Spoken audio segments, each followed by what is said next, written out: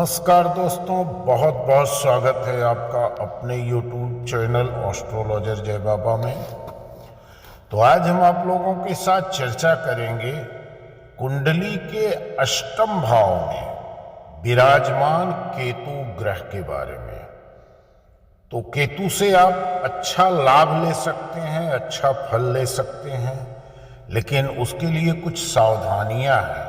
अगर इन सावधानियों का पालन आप करते हुए केतु महाराज को प्रसन्न कर रहे हैं तो आप शायद जीवन में कोई ऐसी खुशियां नहीं हैं जो आपके झोली में आकर न गिरे। कुंडली का 8वां भाव बड़ा महत्वपूर्ण भाव होता है। ये मृत्यु का भाव भी माना जाता है। इनसे बहुत सारी चीजें भी देखी जाती हैं इस भाव से। तो दोस्तों, विषय बहुत ही रोचक है। इस वीडियो पर अंत तक बने रहना और मैं बड़े सरल शब्दों में आपको समझाऊंगा। आप पूरा वीडियो देखेंगे तो ही आप हमारी बात को समझ पाएंगे। यदि आप कुंडली से संबंधित कोई जानकारी चाहते हैं, कुंडली मिलान करवाना हो या नई कुंडली बनवाना हो, किसी शुभ मुहूर्त की जानकारी चाहते हैं या किसी प्रकार का रत्न या रुद्राक्ष खरीदना चाहते हैं तो हमारे नंबर पर संपर्क कर सकते हैं। कुंडली विश्लेषण का एक मिनिमम चार्ज है जो आपको पे करना होगा। तो आज हम चर्चा कर रहे हैं कुंडली के अष्टम भाव की।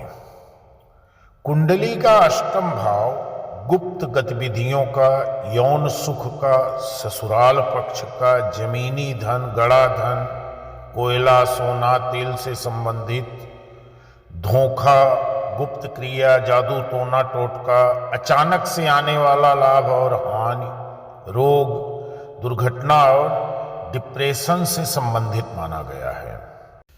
काल पुरुष कुंडली में अष्टम भाव में वृश्चिक राशि आती है जिसका स्वामी ग्रह मंगल है, जिसका केतु से मित्रवत भाव है। इसलिए अष्टम भाव में विराजमान केतु अपने नैसर्गिक कारक तत्व चीजों के अनुसार आपको सिर्फ शुभ फल देता है।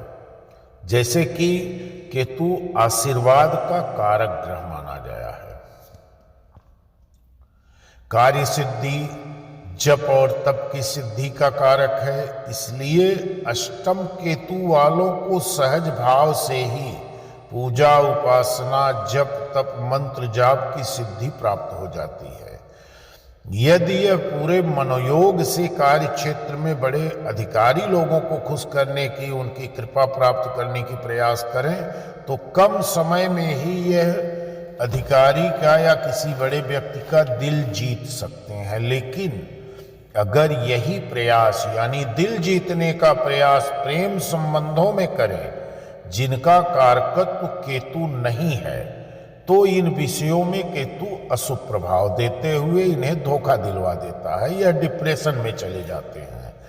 खासकर पुरुष की कुंडली में अष्टम केतु उसको सहज भाव से ही महिलाओं की तरफ आकर्षित अपने आप करवाने लगता है। और यह भी तय है कि यह महिलाएं किसी न किसी कष्ट निवारण के लिए ही आती हैं, क्योंकि आपके पास केतु है जो कि दवा है।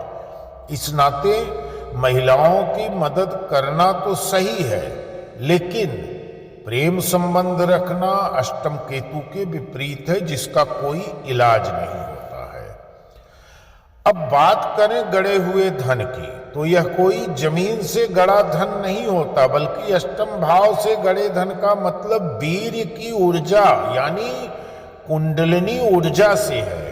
तो अष्टम केतु वाले गुरु कृपा से कुंडलिनी ऊर्जा प्राप्त के प्रयास करेंगे तो इन्हें बहुत जल्द मिलती है। इसके साथ ही केतु पुत्र संतान का भी कारक होता है। तो अष्टम केतु के प्रभाव से ऐसे जातक की पुत्र संतान पर गंभीर रोग या दुर्घटना का योग बन जाता है, या फिर पुत्र गलत संगत में जाने के योग होते हैं। इसलिए पुत्र संतान के व्यवहार और स्वास्थ्य का ध्यान रखना चाहिए।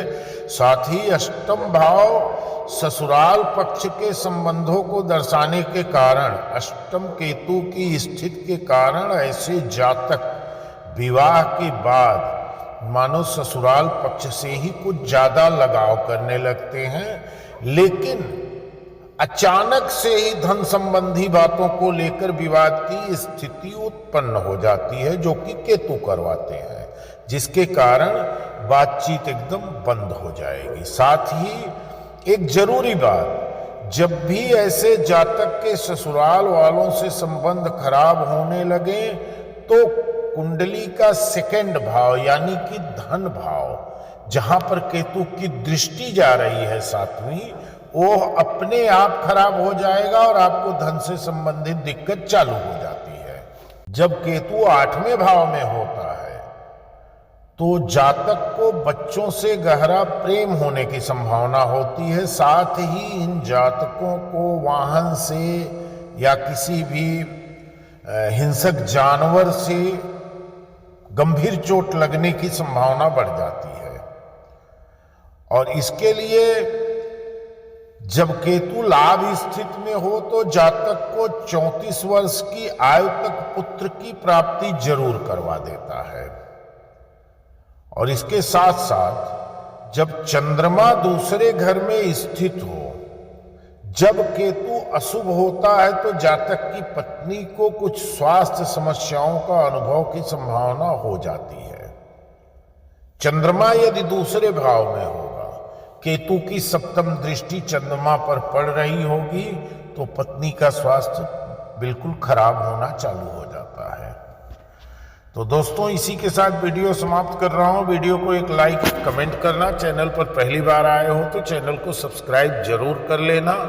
यदि इसी विषय पर कुंडली से संबंधित किसी भी प्रकार की आप जानकारी या सहायता चाहते हैं तो हमारे नंबर पर कॉल कर सकते हैं, आपको पूरी सहायता दी जाएगी। धन्यवाद।